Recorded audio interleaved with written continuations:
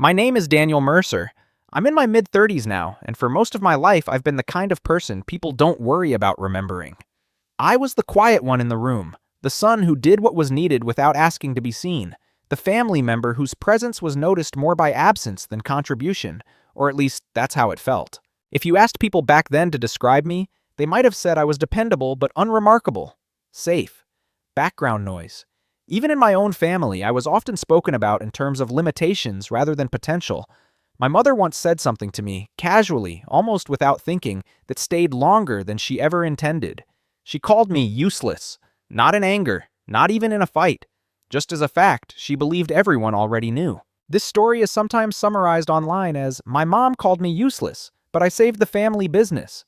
That's technically true, but it's also incomplete. Because this isn't a story about proving someone wrong in a dramatic way, or about revenge, or even about winning.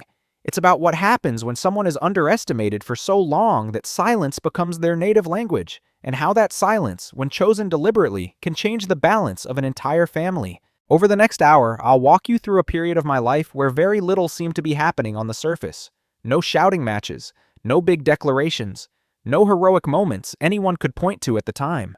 Yet underneath that calm exterior, something was shifting, slowly, methodically, and without anyone noticing until it was already too late to undo. This is a story about emotional justice, not emotional payoff. There's no villain here, no monster to defeat, just ordinary people, good intentions mixed with blind spots, and one person who learned to stop explaining himself. It's also about responsibility, what it means to carry weight quietly when everyone assumes you're incapable of lifting anything at all. You might recognize parts of yourself in this. Maybe you've been the one people overlook. Maybe you've learned to stay quiet because speaking never seemed to help. Or maybe you've been on the other side, too busy, too confident, too certain about who someone was to notice who they were becoming. I won't exaggerate what happened. I won't dramatize conversations or inflate my role. What I'll give you instead is honesty about the moments that cut, the choices that mattered, and the calm resolve that grew where anger never did. Because in the end, the one everyone underestimated became the last person our family could rely on, and not because I demanded that role, but because I accepted it when no one else could. So before we go any further, let me ask you something gently and without judgment. Have you ever realized your value only after everyone else stopped looking for it? To my family, I was predictable. Not in a comforting way, more in the way furniture is predictable. Always there, rarely discussed, only noticed when something needed to be carried, fixed, or quietly handled. I don't think anyone consciously decided this was my role. It just settled around me over time, like dust that no one bothers to wipe because it doesn't seem to bother anyone. In our family business, I didn't have a title people remembered. Officially, I was an operations assistant. Unofficially, I was the person who filled gaps. If paperwork piled up, it landed on my desk. If a supplier needed a follow-up call that no one had time for, I made it. If a long-time employee needed someone to listen without judgment, they found their way to me. None of it looked impressive from the outside. None of it looked like leadership. At family gatherings, conversations flowed around me. My older brother talked about growth and expansion. My cousins debated ideas they'd heard on podcasts. My mother listened, nodded, and offered opinions that carried weight. When I spoke, people were polite. They smiled. Then the conversation moved on, smoother without my interruption. I wasn't angry about it. That's important to understand. I didn't feel wronged or abused. I felt categorized, as if somewhere early on a decision had been made about my capacity, and everything after that simply confirmed it. When you live inside that kind of expectation long enough, you stop testing its edges. My mother's view of me shaped the rest. She wasn't cruel. She was practical. She valued results that could be pointed to, named, and praised publicly. She believed competence should announce itself. Since I didn't, she assumed it wasn't there. I remember how she'd introduce me to others. "This is Daniel. He helps out at the office. It does not work in operations. It does not handle logistics. Just helps out." As if my presence was temporary, interchangeable. At work, that perception filtered down. Senior managers didn't challenge me, but they didn't consult me either. Decisions were made in meetings I wasn't invited to, then passed down to me to implement quietly. I learned early that asking why only slowed things down, so I focused on how. What people mistook for passivity was actually pattern recognition. I noticed which suppliers always paid late, which contracts were renewed without being read, which employees quietly held everything together while others took credit. I noticed because no one was watching me notice. But to them, I was still safe. Safe to overlook. Safe to assign tasks to. Safe to underestimate. There's a strange loneliness in being trusted with responsibility, but not with respect. You're relied on, but never leaned on. Needed, but never acknowledged as necessary. Over time, you learn not to expect acknowledgement. You learn to measure yourself internally instead. The comment my mother made, that word, useless, didn't come out of nowhere. It came from years of that quiet classification. To her, I wasn't failing. I simply wasn't registering. And in a world where value is measured by noise, silence reads as absence. Still, I stayed. I showed up every day. Not because I hoped things would change, but because leaving felt like admitting she was right. And staying, quietly doing the work no one wanted to do, felt like a form of integrity, even if no one else recognized it as such. At that point in my life, I didn't think of myself as underestimated. I thought of myself as realistic. I believed my role was to support, not lead, to stabilize, not steer. That belief kept the peace. It kept the business running, and it kept me invisible.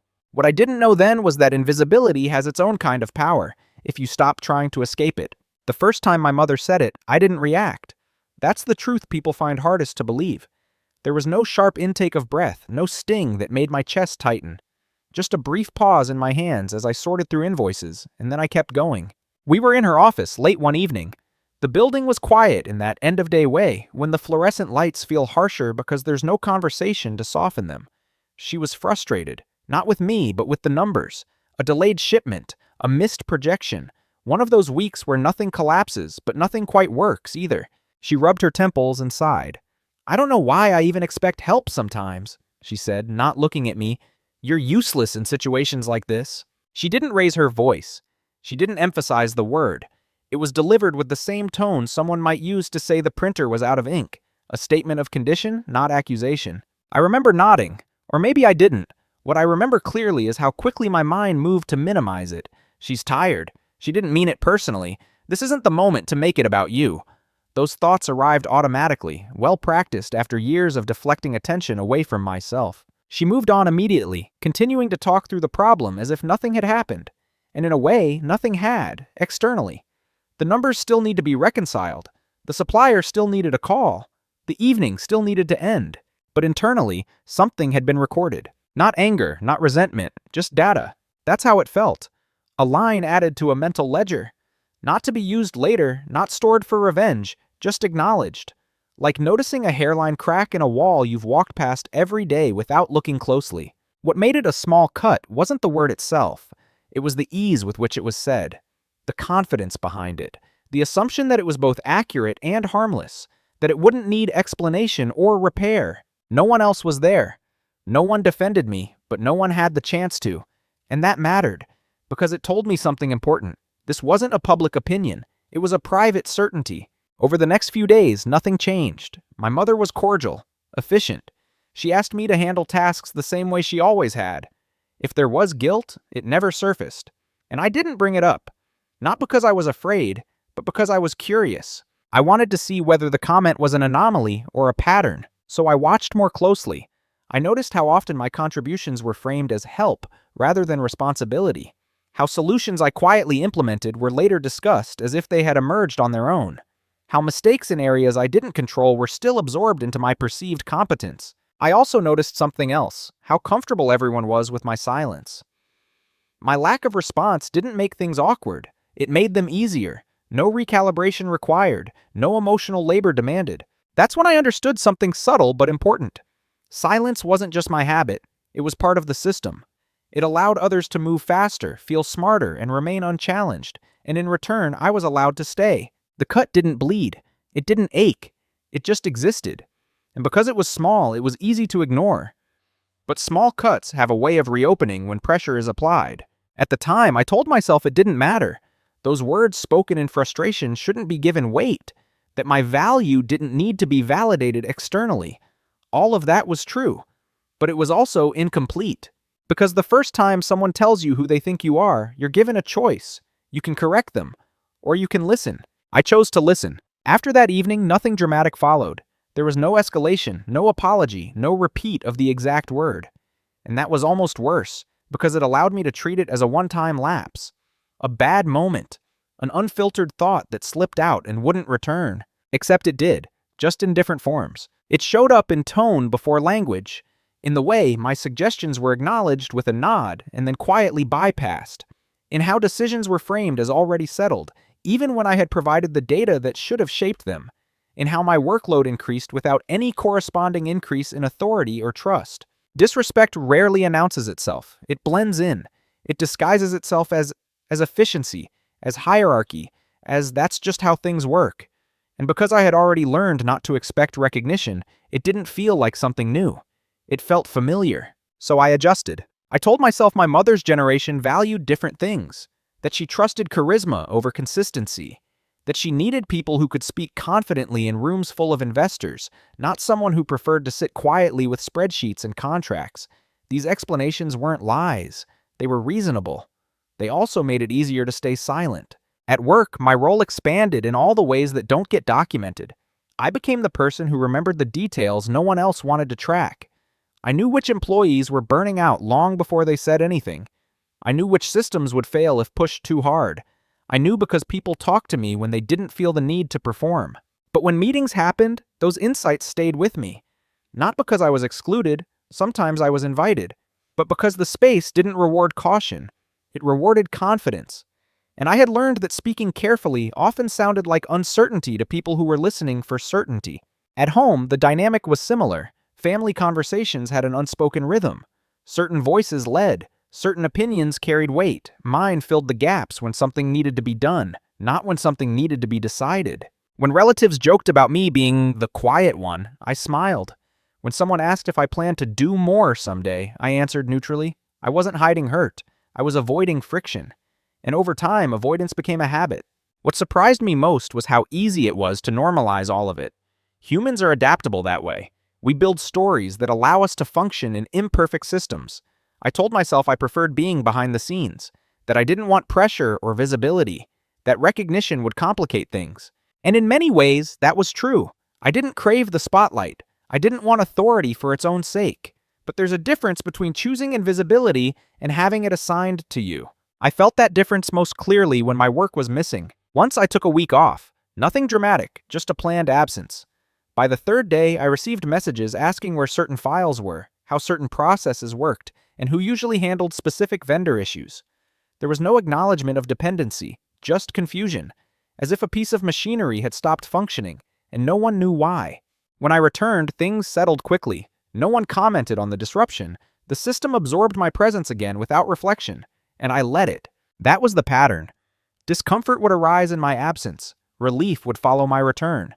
And then amnesia. I don't say this to paint myself as a martyr.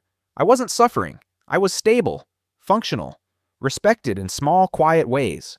But I was also being steadily written into a role that left no room for growth. The disrespect wasn't overt enough to challenge, and it wasn't severe enough to justify leaving.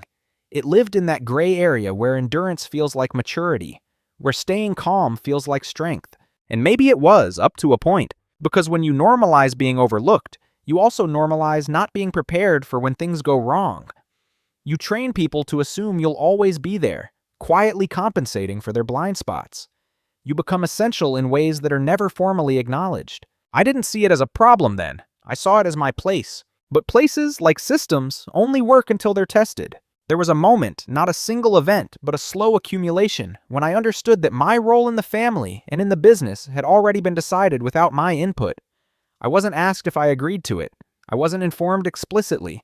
It simply became clear through repetition. I was the one who would always stay late because I didn't have more important things to do. The one who could be interrupted because my time was considered flexible. The one who could be trusted with execution, but not with vision. Reliable. Useful. Invisible. Once I saw it, I couldn't unsee it. My mother relied on me in practical ways, but not in strategic ones. She trusted me to make sure things didn't fall apart, but not to decide where things should go. When something worked smoothly, it confirmed her belief that the system was fine. When something failed, it reinforced her belief that I wasn't equipped to handle more. And I played along. Not out of fear, but out of habit. The role fit well enough that resisting it felt unnecessary. I didn't argue when decisions were made without me. I didn't insist on credit when processes I built were adopted. I didn't correct assumptions about my ambition. There was comfort in being underestimated. Expectations were low. Mistakes were forgiven more easily.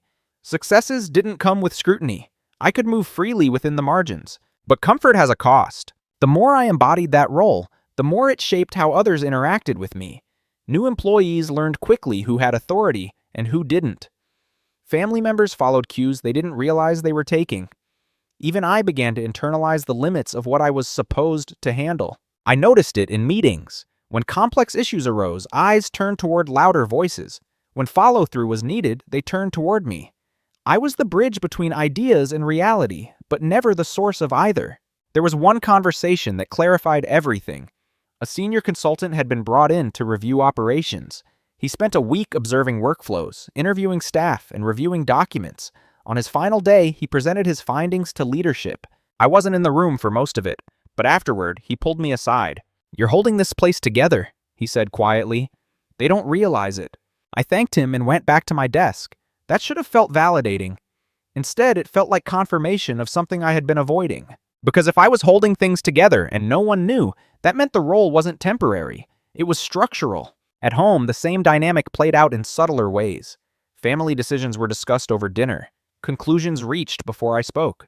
My opinions were treated as supportive commentary, not contributions that could change direction. When my mother talked about the future of the business, she spoke in terms of handing it over to those she saw as capable of leading.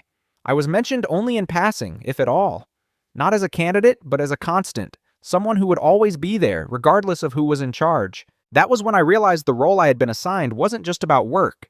It was about identity. I was the dependable one, the safe one, the one who wouldn't disrupt things by wanting more. And because I had never challenged that image, it solidified. Still, I didn't feel resentment. I felt clarity. Roles exist because they serve a function. Mine served theirs well. The question I hadn't asked yet was whether it served me, and what would happen if one day I stopped playing it. I didn't know the answer then. I only knew that the role had been defined and that everyone was comfortable with it. Everyone, that is, except me. The shift didn't happen during an argument. There was no dramatic line crossed, no moment where someone finally went too far. If you had been watching from the outside, you wouldn't have noticed anything at all. That's what makes it difficult to explain. The day something changed looked exactly like every other day. It was a Tuesday. I remember that because Tuesdays were usually heavy with routine, status checks, reconciliations, follow-ups that existed only because someone had forgotten to follow up the first time. I arrived early, as I often did, and the office was still quiet.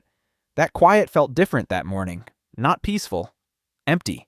I sat at my desk and opened my notebook, the one I'd been carrying for years.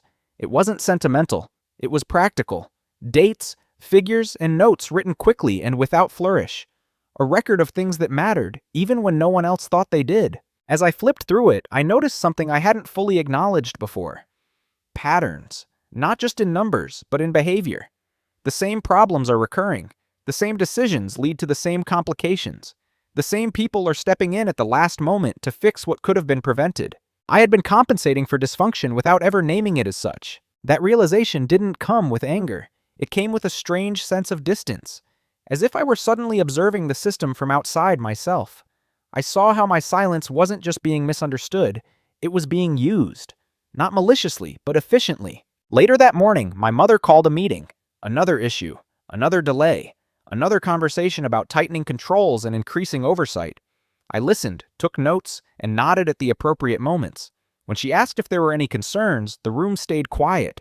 I had concerns, specific ones, documented ones, but I didn't speak. That was the moment. Not because I chose silence, but because I understood it. For the first time, I saw that my silence wasn't neutral. It was an active choice, one that maintained the current structure. And if silence could maintain a system, it could also be redirected. After the meeting, I didn't feel the usual pull to resolve things immediately. I didn't rush to smooth over issues or preempt consequences. Instead, I paused. I let problems remain visible a little longer than I normally would. Nothing collapsed. Nothing caught fire. But small discomforts surfaced. Emails went unanswered longer than usual. Questions circulated without clear owners. Minor inefficiencies became noticeable. It wasn't sabotage. It was an absence. That afternoon, I walked home instead of taking my usual route. The extra time gave me space to think, not about how to fix things, but about why I always felt compelled to. I realized that my sense of responsibility had grown in the absence of authority. I had filled a vacuum that no one else had been required to notice. The shift was internal, but it was decisive. I stopped seeing my role as fixed. I stopped assuming my value had to be invisible to be valid. And I stopped believing that endurance was the same thing as loyalty. I didn't plan anything that day. There was no strategy, no timeline, just a quiet acknowledgement. The way things were working depended on me staying exactly where I was. And I wasn't sure I wanted to anymore. When I got home, I wrote one sentence in my notebook. Not a declaration, just an observation. If I step back, what happens next will be honest. That was all. No confrontation followed, no announcement. But from that day on, I was no longer just reacting. I was watching, carefully, patiently, and with a clarity I hadn't allowed myself before. That's how change began, not with noise, but with attention. After that Tuesday, my silence changed texture. On the surface, nothing about my behavior looked different. I still arrived early. I still completed my tasks.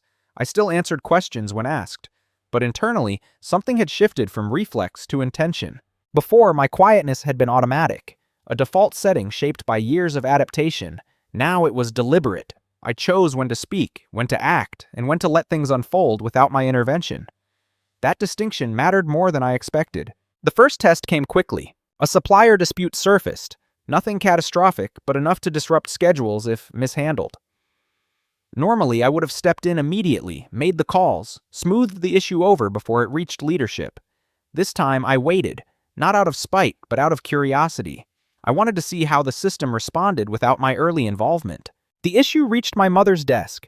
Voices were raised, not in anger, but in urgency. Meetings were called, solutions were proposed, then revised. Eventually, someone asked me for input. I gave it, calmly, precisely. The solution was the same one I would have implemented days earlier. It worked. No one noticed the difference in timing. They noticed the resolution, not the delay. And that told me something important. My value was being recognized only at the moment it was visible. Everything before that was invisible labor. As weeks passed, I continued this approach. I stopped preemptively solving problems that weren't mine to own. I let responsibilities sit with the roles they officially belonged to. When asked directly, I responded. When ignored, I observed. People began to misinterpret this change. Some assumed I was disengaging. Others thought I was overwhelmed.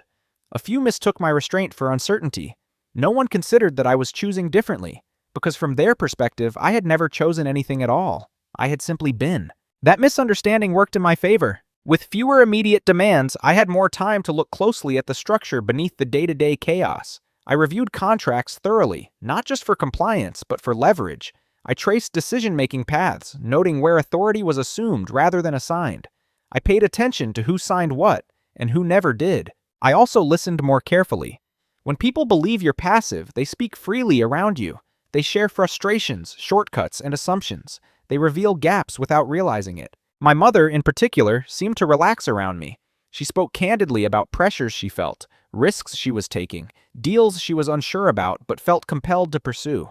She didn't see me as someone who would challenge her, only as someone who would support implementation. And I did, selectively. This wasn't manipulation. I wasn't setting traps or withholding critical information. I was simply aligning my effort with my role, as it had been defined. If I wasn't invited into strategic discussions, I didn't force my way in. If my insight wasn't requested, I didn't volunteer it. The system began to show strain, not because I was undermining it, but because it had been leaning on me without realizing it. Deadlines slipped slightly. Small inefficiencies compounded.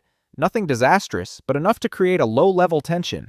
People worked harder without working smarter. Meetings grew longer. Decisions became reactive. Through it all, I remained calm, present, available, and that calmed unsettled people. Silence, when expected, is comforting.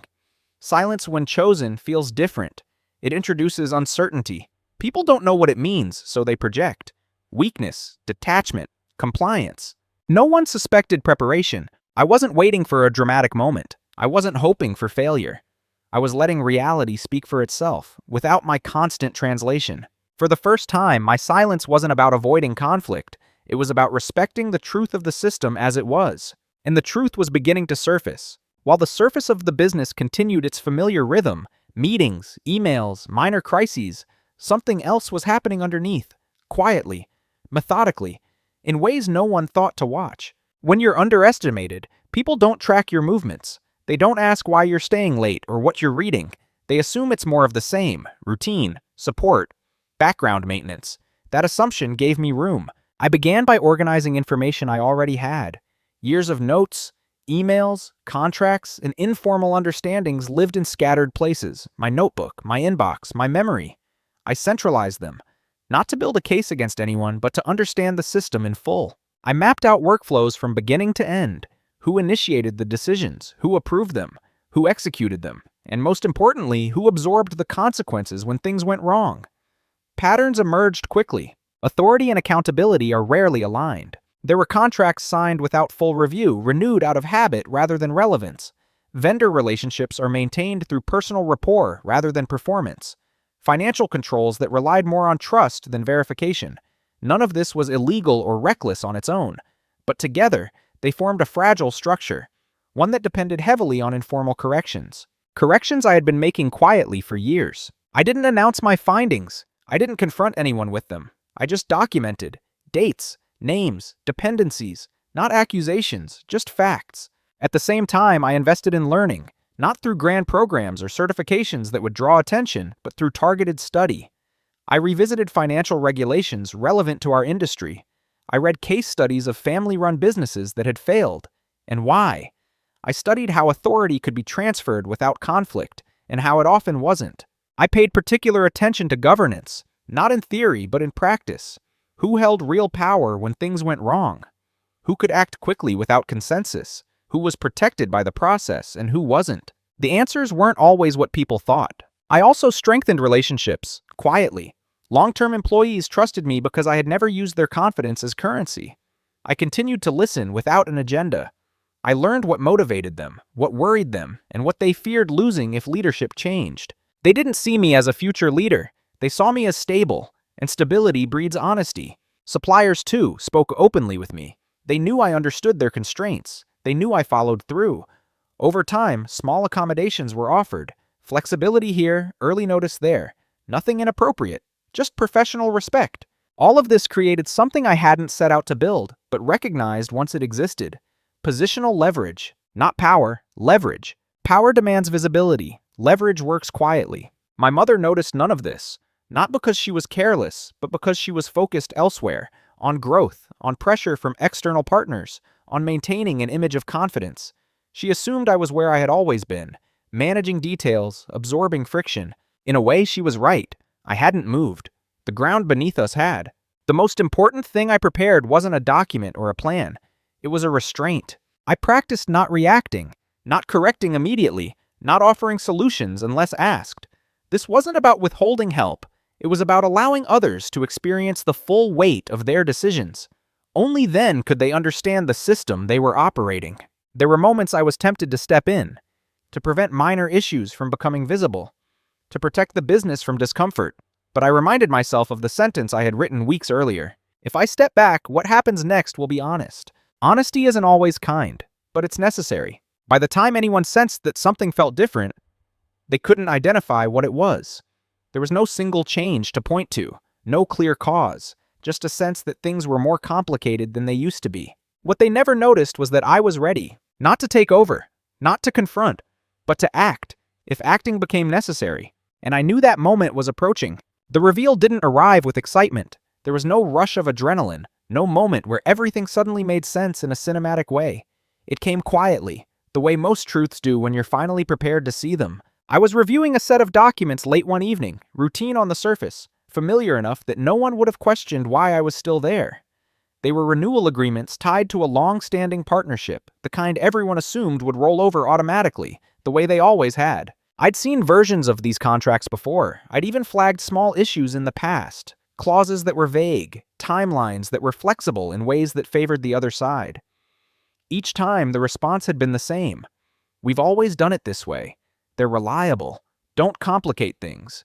This time I read them without that internal filter. Not as support staff, not as the person responsible for implementation, but as someone asking a different question. Who actually holds the risk here? The answer was uncomfortable. Over the years, operational authority had shifted subtly. Not formally, not intentionally, but functionally. Certain commitments were being made based on assumptions rather than enforceable safeguards, and those assumptions relied on one thing above all else: informal corrections happening behind the scenes. Corrections I had been making. I cross-referenced timelines, responsibilities, and escalation clauses. I compared them to internal processes: who was authorized to intervene, who could pause execution, and who could legally renegotiate terms if something went wrong. That's when I saw it. There was a narrow window, one that existed only because of how responsibilities had been distributed, where action could be taken without requiring consensus or approval. Not a loophole, a responsibility gap. Because my role was considered support, certain operational safeguards had been delegated to me by default, not out of trust in my judgment, but out of convenience. Over time, that delegation had accumulated. I wasn't in charge, but I was positioned.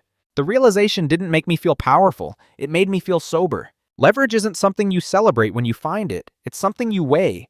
Because once you see it, you're responsible for how it's used, or not used. I didn't act immediately. I spent days verifying my understanding. I consulted external frameworks, quietly, hypothetically, without naming names. I made sure I wasn't misreading the situation, or projecting meaning where there was none. Each confirmation narrowed the ambiguity. What I had wasn't a weapon, it was an option. One that existed only because no one had bothered to notice where the real work had been happening. I also understood something else. If this option became necessary, it would mean the system had already failed. It wouldn't be a victory. It would be a response. That clarity changed how I felt about everything that had come before. The silence. The dismissal. The role I'd been assigned. None of it felt personal anymore. It felt structural. And structures don't have intentions. They have consequences. I thought about my mother, about the pressure she carried, about the confidence she projected because she believed she had to. I thought about how shocked she would be if she knew how close the system was to relying on someone she considered peripheral. And I felt no desire to prove anything to her. What mattered was readiness. So I documented the path clearly. What conditions would require action? What steps would need to be taken? What outcomes were possible, and which ones were not? I stripped the situation of emotion until only responsibility remained. When I closed my notebook that night, I didn't feel resolved. I felt prepared. There's a difference. Resolution seeks an ending. Preparation accepts uncertainty. I went home, slept normally, and returned the next day to do my job as I always had. No one noticed anything different. Why would they? From the outside, nothing had changed. But internally, the story had shifted, not toward confrontation, toward inevitability. Because once you see the truth of a system, you can't unsee it. And once you know where responsibility truly lies, you don't get to pretend it belongs to someone else. I didn't know when the moment would come. I only knew that when it did, I would be ready to choose. The decision point didn't announce itself. There was no crisis meeting, no sudden collapse that forced immediate action. Instead, it arrived gradually, like a weather front you can sense long before it reaches you. Pressure had been building for months, margins tightening, external partners are asking sharper questions, internal processes are stretching thinner with each new commitment. The business was still functioning, but only just, and mostly because people were working harder to compensate for decisions that hadn't been fully thought through. I could see several paths forward. None of them was comfortable. The first option was to return to my old pattern. Step in early. Correct quietly. Absorb friction. Preserve the illusion that everything was under control. That path required no confrontation, no explanation. It would keep relationships smooth and my position unchanged. But it came with a cost I could no longer ignore. It meant reinforcing a system that depended on invisibility. It meant accepting responsibility without authority indefinitely. And it meant that when things eventually failed, as they inevitably would, the failure would still land at my feet, just without my name attached. The second option was to speak up, to present my findings, outline the risks, and demand a seat at the table. On paper, this looked reasonable, transparent, mature. In practice, I knew how it would be received. I had watched similar attempts play out before. Quiet concerns are reframed as overthinking. Structural issues are dismissed as negativity. Warnings acknowledged politely and then ignored. Speaking up would change how I was seen, but not necessarily how decisions were made. And once you speak, you lose the advantage of being underestimated. The third option was the one I hadn't wanted to name. To act within the bounds of my responsibility, not beyond them. To use the position I had been given, not the one I was denied. To stabilize the situation in a way that couldn't be undone casually. Not to take control, not to embarrass anyone, but to ensure continuity when continuity was at risk. This option was irreversible. Once exercised, it would expose how much the system relied on invisible labor. It would force acknowledgement, not through words, but through consequence. I didn't rush the decision. I waited for clarity. It came in the form of a conversation I wasn't meant to hear. Two senior leaders discussing contingency plans, plans that assumed I would handle the details while they managed optics. No malice, just an assumption. That was the moment I understood something fully. They weren't choosing to exclude me. They didn't even see me as a factor. And as long as that remained true, nothing structural would change. I went back to my desk and opened my notebook. I reviewed the conditions I had outlined weeks earlier. The threshold had been crossed, not dramatically, but definitively. I acted. The steps themselves were procedural, boring even. Notifications sent, safeguards triggered. Agreements were reviewed under clauses that had always existed but never been used. Authority exercised exactly as delegated, no more and no less. I didn't announce what I was doing. I didn't ask permission I wasn't required to seek. I followed the process. That was the irreversible part. Because once process replaces assumption, things don't snap back into place. They settle differently. Within days, the effects began to surface. Delays that couldn't be smoothed over informally. Decisions that required signatures from people who hadn't been paying attention. Conversations that suddenly needed substance, not confidence. No one blamed me. They didn't know how to. From their perspective, the system had simply become more demanding. And I stayed calm, present, available. I hadn't chosen confrontation. I had chosen responsibility. There's a quiet weight that comes with making a decision no one else realizes you've made. You don't get applause. You don't get validation. You just get consequences. And once they begin, there's no turning back. After the decision, life didn't suddenly feel heavier. If anything, it felt clearer. The noise that used to accompany every choice, doubt, justification, second-guessing, fell away. I wasn't reacting anymore. I was executing. I moved carefully, but not cautiously. There's a difference. Caution hesitates. Carefulness follows the process. Every action I took was within my remit, documented, and aligned with existing policy. That mattered. Not because I feared being questioned, but because clarity would be essential when questions eventually came. I formalized procedures that had previously lived in conversations and memory. I rerouted approvals through channels that already existed on paper but were rarely used in practice. I ensured that key dependencies were visible, not just assumed. None of this looked dramatic. In fact, it looked like good governance, which is why it went unnoticed. People are accustomed to chaos being loud. They don't expect order to be disruptive. As these changes took hold, the pace of work slowed slightly. Not because anyone was working less, but because shortcuts were no longer available. Decisions required justification. Timelines had to be realistic. Risk had to be acknowledged rather than deferred. From the outside, it appeared as if the business was becoming more complex. Internally, it was becoming more honest. My mother noticed the friction before she noticed me. She commented on how everything seems to take longer lately, on how partners were asking more questions, on how simple matters were suddenly tied up in the process. I listened. I agreed where appropriate. I didn't explain. Not yet, because explanations are only useful when someone is ready to hear them. And she wasn't asking why. She was reacting to the inconvenience. Others responded differently. Some adapted quickly, appreciating the clarity. Long-term staff especially seemed relieved. They had been carrying uncertainty quietly for years. Structure gave them something to lean on. Others struggled. They were used to decisions being validated by confidence rather than documentation. For them, the new normal felt restrictive. I didn't argue with them. I pointed them to the process. I didn't attach my name to these changes. There was no need. The system didn't require authorship, only adherence. That anonymity protected me. It allowed people to engage with the reality of the situation rather than with me as a symbol. No one felt challenged personally. They felt challenged structurally, and structure always wins in the long run. As weeks passed, the consequences compounded. Not catastrophically, but unmistakably. Financial forecasts had to be revised. Commitments were renegotiated. Assumptions were questioned. Still, no one connected these shifts to me. Why would they? I was still the quiet one, the reliable one, the one who helped out. That misperception gave me space to continue. I was careful not to overreach. Every action had a rationale. Every step could be traced. I wasn't tightening control. I was restoring alignment. At night, I slept well. That surprised me. I had expected anxiety, guilt, maybe even fear. Instead, there was a sense of alignment I hadn't felt in years. My actions matched my understanding. My silence matched my intention.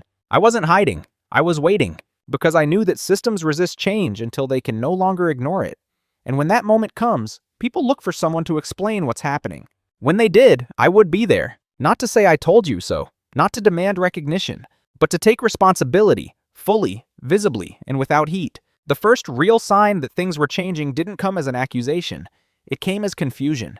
People started asking the same questions more than once, not because they hadn't been answered, but because the answers no longer resolved the underlying tension. Timelines were questioned, costs were revisited, assumptions that had carried weight for years suddenly needed explanation. At first, everyone treated it as temporary, a rough patch, a phase of adjustment.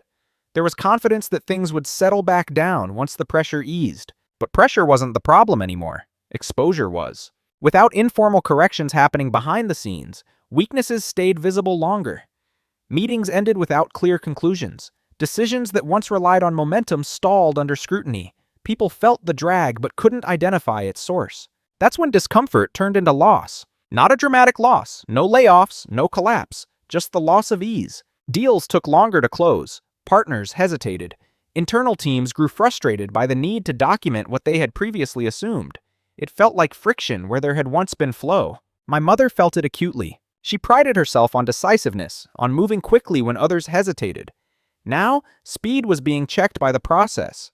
She found herself waiting for confirmations that had never been required before, being asked for details she hadn't needed to provide in the past. I saw the irritation build, but I also saw something else: uncertainty. She began asking more questions, not in meetings, but afterward, quietly, tentatively. Questions about why certain approvals were required now. Why were certain partners pushing back? Why things that used to be simple were suddenly complicated? I answered factually, calmly, without framing. The contract requires it. That responsibility was never formally assigned. This risk was always there. Each answer was true, and each one landed heavier than the last. Others felt the shift differently. Some grew defensive. They searched for someone to blame. Process, market conditions, external pressure. A few began to reminisce about how smoothly things used to run, without realizing what had been making that smoothness possible. No one mentioned my name. That was the strangest part. Even as the consequences of my absence from informal correction became obvious, my presence as a stabilizing force remained assumed. People still came to me with questions, still relied on me to explain what was happening, still treated me as support. But now, support wasn't enough. The system demanded decisions that required authority, not just effort, and authority had to be visible. The discomfort intensified. Small delays cascaded into larger ones. Confidence wavered, not publicly, but in tone. Conversations that used to be assertive became cautious. That's when panic began to surface, not loud, but tight. Meetings were called to streamline processes. Consultants were discussed. External fixes were considered. All of them addressed symptoms, not the cause. I watched quietly, not with satisfaction, but with clarity. Because this wasn't a failure of people. It was a failure of structure. And structure can't be fixed by urgency alone. The hardest moment for me came when someone said, almost offhandedly, "We need someone who really understands how things work around here." They were talking about me. They didn't realize it. And that was the point. They were feeling the loss of something they had never acknowledged, the cost of assuming stability without understanding its source. I knew then that the window for denial was closing. Confusion was giving way to realization, and realization, when delayed too long, tends to arrive as regret. But we weren't there yet. Not quite. By the time everyone understood that something fundamental had changed, the idea of fixing it had already become abstract. Not because solutions didn't exist, but because the conditions that made easy fixes possible were gone. Panic doesn't arrive loudly at first. It tightens. Conversations shorten. People stop finishing sentences because they're no longer sure what's safe to say. Meetings multiply, but clarity doesn't. I saw it most clearly in my mother. She began staying later at the office, reviewing documents she had once skimmed, asking for summaries of things she used to approve instinctively. The confidence that had once driven her decisions was still there, but it was now paired with hesitation. She asked me to walk her through a few processes, casually at first. "Just remind me how this works. Help me understand why this takes longer now," I explained patiently. I showed her the documentation, the approvals, the dependencies. I didn't editorialize. I didn't say, "This is what happens when..." I let the structure speak. That's when she realized the truth that's hardest for leaders to face. The system had been working because someone had been compensating for it, not because it was sound. Her frustration shifted direction. It turned inward. She started asking whether we could go back to how things were, whether some steps could be skipped just this once, whether relationships could smooth things over. In other words, whether invisibility could be restored. But invisibility, once broken, doesn't come back easily. The partners had adapted. They had adjusted expectations. They had seen the real boundaries. Employees, too, had recalibrated. They now understood where authority actually sat and where it didn't. Trying to reverse that would require effort, explanation, and trust that no longer existed in the same form. I could see the moment it fully registered for her. We were sitting across from each other in her office, papers spread out between us. Silence stretches longer than usual. She looked up at me and asked quietly, "When did all of this start?" It wasn't an accusation. It was a question weighted with realization. I answered honestly, "It's been like this for a while. We just didn't see it." That was the closest I came to naming my role. She leaned back, eyes unfocused. I could almost hear the recalculations happening, replaying conversations, reframing memories, searching for the moment where a different choice might have changed things. That moment didn't exist, because the issue wasn't a single decision. It was a pattern. The panic spread outward. Senior leaders began questioning their assumptions. Some tried to reassert control through authority. Others deferred, unsure. The lack of alignment became visible to everyone. And still, no one blamed me. They couldn't. Everything that had changed had followed existing rules. No boundaries had been crossed, no shortcuts taken, only assumptions removed. That's when regret entered the room. Not dramatic regret, not apologies or confessions, just a heavy awareness that something had been missed for too long, and that recognizing it now didn't restore what had been lost. My mother didn't say the word useless again. She didn't need to. The silence around that word said enough. What people don't tell you about moments like this is that they're deeply lonely. Not for the person who's losing control, but for the one who finally holds it responsibly. Because by the time the system acknowledges you, it's no longer possible to pretend you're invisible. And by the time people want things to go back, you've already moved forward. The confrontation, when it finally came, didn't look like a confrontation at all. There were no raised voices, no accusations, no dramatic pauses waiting for someone to break. It was quiet, deliberate, almost careful. My mother asked me to stay after a meeting one evening. The office had emptied out, the way it often did lately, people leaving with more questions than answers. She closed the door and sat across from me, her posture more guarded than I'd ever seen it. She didn't start by apologizing. She didn't start by defending herself either. She looked tired in a way that had nothing to do with hours worked.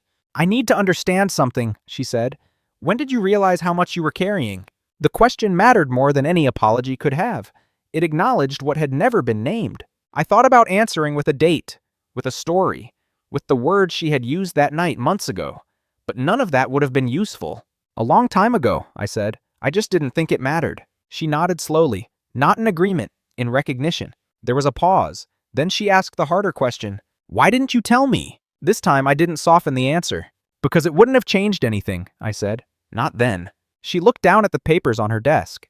I could see her processing the weight of that, not as an accusation, but as a truth she had to accept. She asked whether I had planned all of this, whether I had been waiting for things to break. "No," I said. "I was waiting to see if they would be noticed." That distinction landed. I explained my actions factually, the steps I had taken, the reasons behind them, the boundaries I had respected. I didn't frame them as corrective. I framed them as necessary. She didn't interrupt. She didn't challenge details. She asked clarifying questions, short ones, precise, not defensive, curious.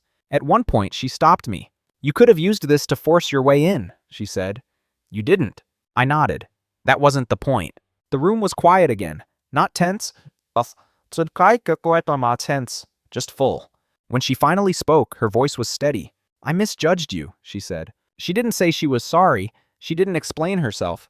And I didn't ask for more. Because what mattered wasn't the acknowledgement, it was the recalibration. She asked what I wanted now. The old version of me might have deflected, might have said it didn't matter, that I was fine where I was. I didn't do that. "I want clarity," I said, "about responsibility, about authority, about expectations." She nodded again. This time there was resolve in it. The conversation ended without resolution in the traditional sense. No grand plan was drawn up, no future titles assigned, but something essential had shifted. For the first time, we were speaking as two people who understood the same system, even if we had arrived there from different directions. As I left her office that night, I didn't feel triumphant. I felt lighter, not because I had been validated, but because I no longer had to carry the truth alone. I didn't become a different person after that conversation. That's important to say. There was no transformation montage, no sudden confidence that changed how I spoke or moved through rooms. What changed was simpler and more permanent. I stopped shrinking, not in defiance, not to make a point, just in alignment with what was already true. My role in the business evolved, but not overnight. Authority was clarified gradually, in writing, through the process. Decisions that once bypassed me now included me by default, not as a courtesy, but as a necessity. My mother adjusted, not by stepping back entirely, but by stepping with me. Our relationship became quieter, more respectful, less performative. We didn't revisit the past often. There was no need. The word she had used, the one that started all of this, was never spoken again. Not because it was forbidden, but because it no longer fit. I learned something during that period that changed how I see myself. Being underestimated doesn't mean you lack strength. Sometimes it means your strength hasn't been translated into a language others recognize yet. I didn't suddenly start seeking recognition. I still prefer working behind the scenes. I still listen more than I speak. But now, when I speak, it carries weight, not because I demand it, but because it's grounded in responsibility. The biggest change was internal. I no longer measured my value by how much I could endure without complaint. I measured it by how well my actions aligned with my principles. Silence was no longer my shield. It was one of many tools. Outside the business, this shift echoed quietly. In conversations with friends, in how I set boundaries, in how I responded when people made assumptions about me. I didn't correct them immediately. I didn't feel the need to. I knew now that clarity arrives when it's required, not when it's requested. My mother and I are not close in a sentimental way. We don't talk about feelings anymore. But there is a steadiness between us that didn't exist before.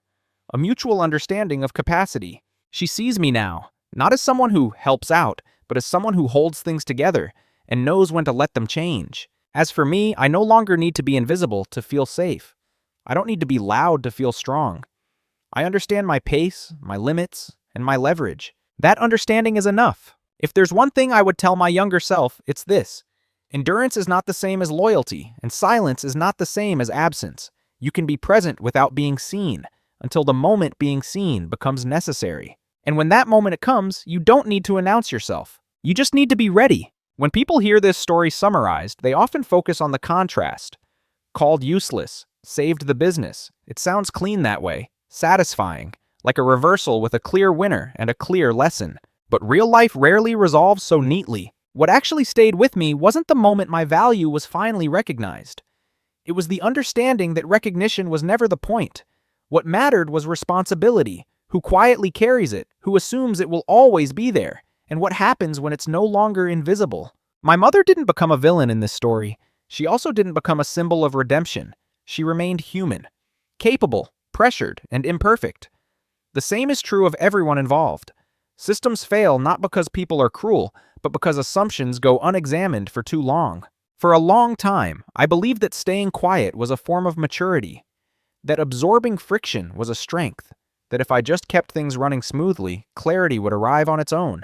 It doesn't. Clarity requires structure, boundaries, alignment between responsibility and authority, and sometimes it requires letting discomfort surface long enough for people to see what's really holding things together. The moral here isn't prove them wrong. It isn't wait for your moment, and it certainly isn't revenge.